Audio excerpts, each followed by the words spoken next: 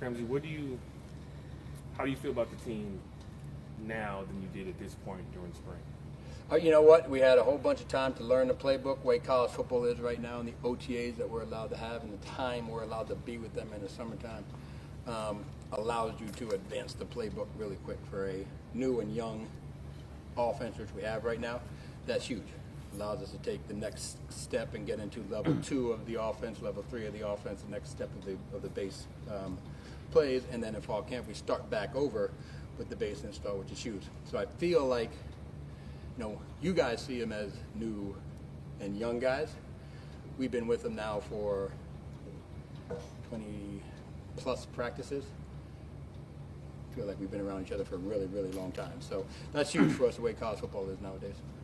Tim, as much as we all love the good Seth Hennigan design run, in the world where Brendan is a starter, obviously he's going to be able to do a little bit more with his legs than Seth did. How does that change the way you put together the playbook, some QB design runs and things like that? It's the same offense with different plays that we call. That's something I pride myself on, is whoever the quarterback is. Again, I always say it, I don't expect my players to match my scheme. I expect my scheme to match my players. Okay, and that's specifically the quarterback position. Receivers, no matter where you are going to be fast. Tight ends are going to be big and athletic. You get my point. Okay, what can the quarterback do? What plays can he successfully run? What does his skill set do? Okay, fall camp, spring ball, I'm going to put him in horrible situations and let him work his way out of those situations. Saturdays in the fall, I'm going to put him in the best situation where I can maximize and he can maximize his skill set. So same offense, different plays being run. We're in the process of learning everybody in this offense as to who should be where and what they can do and all that type of stuff. And that's the most important thing that we're going through right now in fall camp. We have a really good idea who's going to be playing for us. So what can they do and how are we going to maximize their skill set come August 30th? How do you evaluate a quarterback battle, especially in fall camp?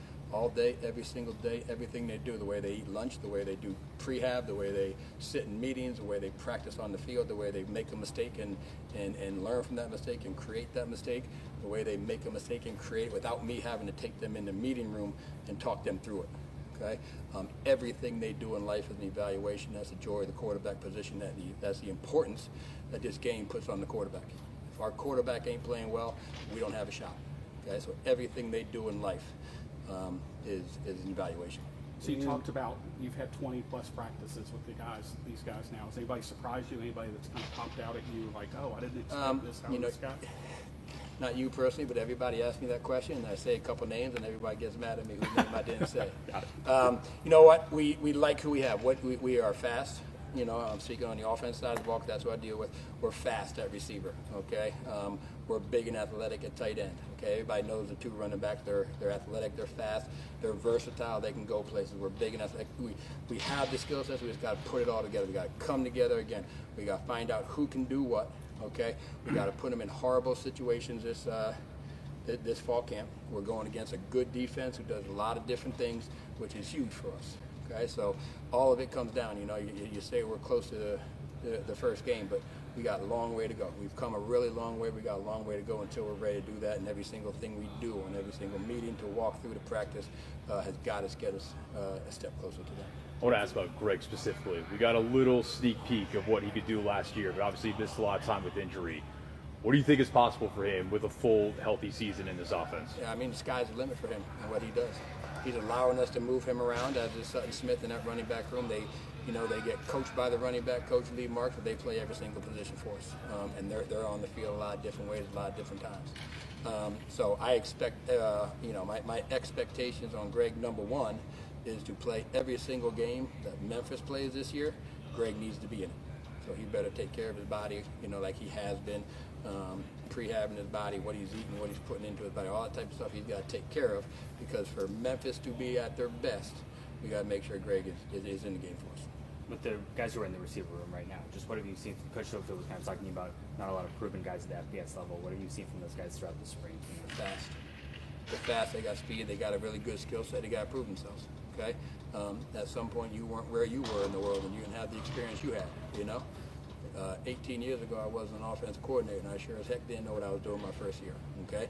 You get experience by going out there and playing. But they have the skill set to do it, now they just got to go out and do it. We got to make practices, walkthroughs, meetings, and everything that they do as game-like as possible, So come August 30th, they're ready, okay? And they gain their experience as they go through it, okay?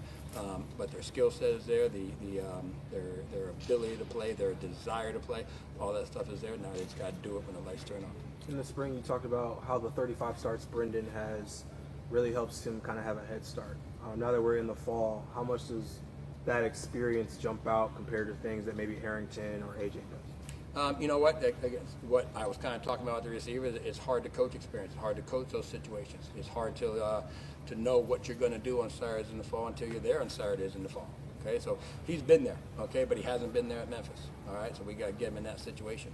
Okay, and we got to put him in really bad situations. We're going to put him in situations where it's 35 seconds left to go in the game, and we're on the 25-yard line, and we're down 5 points, and we got to find a way to score that touchdown.